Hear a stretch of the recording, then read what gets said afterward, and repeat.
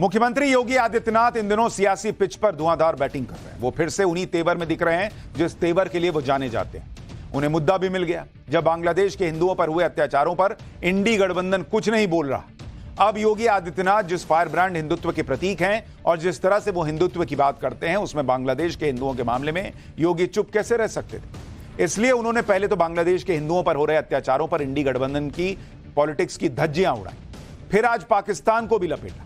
CM योगी ने यह कहकर तहलका मचा दिया कि पाकिस्तान या तो समाप्त हो जाएगा या फिर भारत में इसका विलय हो जाएगा।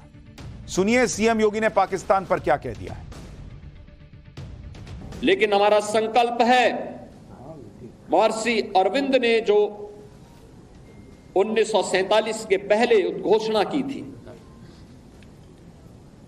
आजादी की त्रासदी, देश की विभाजन की त्रासदी आजादी के मिलने के बाद अक्सर उन्होंने इस बारे में अपनी चिंता व्यक्त भी की और उन्होंने इस बात को कहा था कि आध्यात्मिक जगत में पाकिस्तान कोई वास्तविकता नहीं है, या तो उसका भारत में विलय होगा या पाकिस्तान इतिहास से समाप्त होगा, हमेशा के लिए समाप्त होगा। सीएम योगी ने पाकिस्तान को लेकर जो बात कही है वो कोई काल्पनिक बात नहीं है, क्योंकि पाकिस्तान की हालत ही ऐसी है, एक ना एक दिन लगता है जैसे वो खत्म हो जाएगा।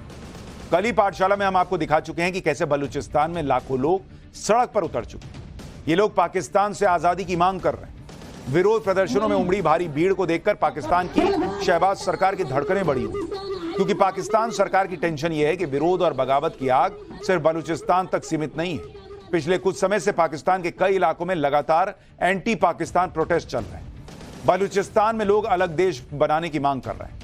वहीं पीओके में भी पाकिस्तान से आजादी की मांग को लेकर लंबे समय से प्रदर्शन चल रहा है। वहां के लोग तो अब खुलकर भारत में शामिल होने की डिमांड कर रहे हैं। अफगानिस्तान से लगी पाकिस्तान की सीमा पर बसे खैबर पख्तूनख्वा में भी आजादी की मांग तेज हो रही है। वहां हाल के दिनों में कई बार पाकिस्तान के सैनिकों पर हमले हो चुके हैं। दरअसल अफगानिस्तान में तालिबान का शासन आने के बाद से खैबर पख्तूनख्वा में प्रदर्शन उग्र हुआ है।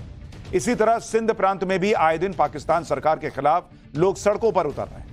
सिंध प्रांत के लोग खुद को सिंधु सभ्यता से जुड़ा हुआ बताते हैं और पाकिस्तान पर इलाके में जबरन कंट्रोल करने का आरोप लगाते हैं। यानी पाकिस्तान के कोने कोने में विद्रोह चल रहा है। पाकिस्तान कब तक इसे रोक पाएगा? और एक ना एक दिन तो ऐसा आएगा कि पाकिस्तान के टुकड़े होंगे और वो खत्म होगा। वैसे ही पाकिस्तान आजादी के बाद से 2 टुकड़ों में बंट चुका है। अच्छा, अभी आपको एक आगे चैप्टर भी बताऊंगा कि जिन्होंने बड़े अरमान से पाकिस्तान बनाया था, वो लोग कैसे बुरी और दर्दनाक मौत मरे, उसका चैप्टर भी है आज। लेकिन पहले सुनिए कि एक टुकड़ा बांग्लादेश के तौर पर 1971 में पाकिस्तान से तो अलग हो गया था, लेकिन पाकिस्तान हो या बांग्लादेश, दोनों ही जगह पर आज भी हिंदुओं को निशाना बनाया जा रहा है। सीएम योगी ने आज यही बात कही कि जिस तरह मजहब के नाम पर पाकिस्तान बना और फिर उसके टुकड़े होकर बांग्लादेश बना, इसी वजह से वहां सांप्रदायिकता का वायरस अब नासूर बन चुका है। 5 अगस्त को शेख हसीना सरकार के तख्ता पलट के बाद से बांग्लादेश में हिंदुओं को निशाना बनाया जा रहा है। वहां हिंदू मारे गए, फिर मारे फिर रहे, फिर आप अपने ही देश में जान की भीख मांग रहे हैं। 5 अगस्त के बाद से बांग्लादेश के 64 में से 52 जिलों में हिंदुओं पर हमले हुए। हमले की 200 से ज्यादा घटनाओं में हिंदू और उनसे जुड़े प्रतीकों को निशाना बनाया गया। योगी आदित्यनाथ ने बांग्लादेश में हिंदुओं पर हो रहे हमलों को चिंताजनक बताया। सीएम योगी ने बांग्लादेश में हिंदुओं पर हो रहे हमलों को रोकने का रास्ता भी बताया। योगी आदित्यनाथ ने कहा कि बांग्लादेश में जो हिंदुओं के साथ हो रहा है उस पर सबको सहानुभूति होनी चाहिए। सीएम योगी को जिन्होंने इन्हीं सब घटनाओं को लेकर आज अखंड भारत की बात कही, एक बार सुनिए उनकी। मुझे लगता है हमारी सबकी सहानुभूति उन हिंदुओं के साथ में होनी चाहिए, उन पीड़ितों के साथ होनी चाहिए जो बांग्लादेश के अंदर अमानवीय अत्याचार के शिकार वर्तमान में हो रहे हैं। और मैं आप सबसे यही कहूंगा कि हमें इस मजहबी उन्माद से देश को भी और दुनिया को भी बचाने के लिए आह्वान करना होगा। और मुझे लगता है कि ये मजहबी उन्माद एकता के माध्यम से ही परास्त होगा। महर्षि अरविंदो का अखंड भारत का सपना, इसका समाधान होगा। जो 1947 में हुआ था वही तो पाकिस्तान में आज भी हो रहा है। वही तो पूर्वी पाकिस्तान कहा जाने वाला आज का बांग्लादेश में वही तो हो रहा है। उस समय 10 लाख हिंदू एक साथ काटे गए थे, हिंदू सिख सभी थे, एक साथ काटे गए थे। और आज भी वही आगजनी वही तोड़फोड़, वही लूटपाट, बहन और बेटियों के साथ वही अत्याचार, उसी प्रकार की त्रासदी का दृश्य आज भी हम सबके सामने है। आखिर कब इतिहास की इन गलतियों से हम सबक सीखेंगे? अखंड भारत की वकालत कर रहे योगी आदित्यनाथ ने देश के बंटवारे के लिए कांग्रेस को जिम्मेदार बताया। उन्होंने कहा कि कांग्रेस की गलती का खामियाजा आज भी देश भुगत रहा। सुनिए कांग्रेस पर सीएम योगी ने क्या कहा, फिर आपको बताऊंगा सीएम योगी ने कांग्रेस पर नया आरोप क्या लगाया। जो कार्य इतिहास में किसी युग में नहीं हुआ, वह दुर्भाग्य से सत्ता लोलुप कांग्रेस की सत्ता के प्रति अभिलिप्सा ने, लोलुपता ने त्रासदी के रूप में, विभाजन की त्रासदी के रूप में हम सबके सामने प्रस्तुत कर दी और स्वतंत्र भारत को एक ऐसा नासूर दे दिया जो आज भी इस भारत में आतंकवाद के रूप में, उग्रवाद के रूप में, अलगाववाद के रूप में लगातार पूरे भारत को दंश दे रहा है। यही नहीं, सीएम योगी ने आगे कहा कि जिस कांग्रेस ने 1947 में देश का बंटवारा किया, उसका चरित्र आज भी नहीं बदला है। आज कांग्रेस वोट बैंक के लिए जातियों में विभाजन चाहती है।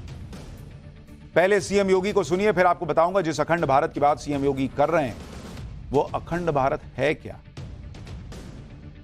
और जो गलतियां इतिहास के उन काले अध्यायों में हम सबके सामने कैद है, क्या वही गलतियां चुनाव के समय राजनीतिक नेतृत्व, देश के अंदर इस प्रकार की गलतियां राजनीतिक दलों के द्वारा नहीं की जाती है? ये जाति के नाम पर विभाजन की त्रासदी तक पहुंचाने की एक कथा वही है जो पहले जातीयता के नाम पर होता था, जातिवाद के नाम पर होता था। आज वही कार्य, वही कृत्य, वही कारनामे राजनीतिक दलों के स्तर पर जातीयता का नग्न तांडव करके फिर उसी विभाजन की ओर ले जाने की कुत्सित चेष्टा की जा रही है। जिस अखंड भारत के प्लान का जिक्र आज योगी आदित्यनाथ ने किया, उस अखंड भारत के विजन को प्रधानमंत्री नरेंद्र मोदी ने देश की नई संसद में भी जगह दी। नई संसद के संविधान कक्ष में अखंड भारत का मैप लगाया गया, साथ ही भारत की प्राचीन संस्कृति और परंपराओं को दिखाया गया और सनातन से जुड़े प्रतीकों को भी रखा गया। अखंड भारत कितना बड़ा था और कहां तक फैला था उसके बारे में भी जान लीजिए। विष्णु पुराण में लिखा है कि उत्तरम यत् समुद्रस्य हिमाद्रेश चैव दक्षिणम वर्ष तद भारतम नाम भारती यत्र संतति। मतलब समुद्र के उत्तर में और हिमालय के दक्षिण में जो भूमि है वो भारत है और यहां के लोग भारतीय। शास्त्रों और पुराणों के अलावा भी आधुनिक इतिहास की किताबों में अखंड भारत का उल्लेख मिलता है। इतिहासकार राधा कुमुद मुखर्जी ने अपनी किताब Chandragupta Maurya and his time में लिखा है कि चंद्रगुप्त मौर्य के दौर में अखंड भारत पश्चिम में ईरान से, पूर्व में बंगाल तक और उत्तर में कश्मीर से लेकर दक्षिण में हिंद महासागर तक फैला था। अखंड भारत का यह दौर 321 ईसा पूर्व तक था। इसी मौर्य साम्राज्य के दौरान जो अखंड भारत था उसका नक्शा नई संसद में लगा हुआ है। मौर्य साम्राज्य के दौर में अखंड भारत में कौन कौन से देश शामिल हुआ करते थे वो भी आपको बताता हूं। तो आज जो आप अफगानिस्तान देखते हैं वो अखंड भारत का हिस्सा था। पाकिस्तान, बांग्लादेश, भूटान, मालदीव, म्यांमार, नेपाल, ये सब मिला दीजिए भारत के साथ तो बनता है अखंड भारत। यानी इन देशों तक अखंड भारत की सीमाएं फैली हुई है। अखंड भारत कितना ताकतवर था उसका अंदाजा इसी बात से लगाया जा सकता है कि उस वक्त भारत को सोने की चिड़िया कहा जाता है। और जो अखंड भारत की आप ताकत देखिएगा, जिस अखंड भारत की हम बात करते हैं कि भारत क्या हुआ करता था, अगर आप उसको देखेंगे, अखंड भारत इसकी जो इकोनॉमी हुआ करती, दुनिया की जो इकोनॉमी है, दुनिया की इकोनॉमी में अखंड भारत का हिस्सा कितना था? अखंड भारत का हिस्सा था 32%। पूरी दुनिया में अखंड भारत का हिस्सा दुनिया के अर्थव्यवस्था में 32% था। मुगल आए, उसमें यह घटकर 24% रह गया, नीचे आ गया, डाउन 24% पे आ गया। और जब अंग्रेज आए जितनी उन्होंने लूट मचाई, तो अंग्रेजों के समय ये घटकर 4% पे आ गया। तो अखंड भारत में दुनिया की इकोनॉमी में भारत का 32% हिस्सा अंग्रेजों के आते आते घट के 4% रह गया। और यह सब इसलिए हुआ क्योंकि मौर्य साम्राज्य के पतन के बाद अखंड भारत धीरे धीरे बिखरने लगा और फिर अंग्रेजों को बांटो और राज करो की राजनीति में उनको पता था कि इसी से फायदा होगा, तो उस राजनीति ने भारत को बर्बाद कर दिया। इसलिए आज सीएम योगी ने एक बार फिर अखंड भारत का जिक्र किया और देश के बंटवारे के लिए कांग्रेस को निशाने पर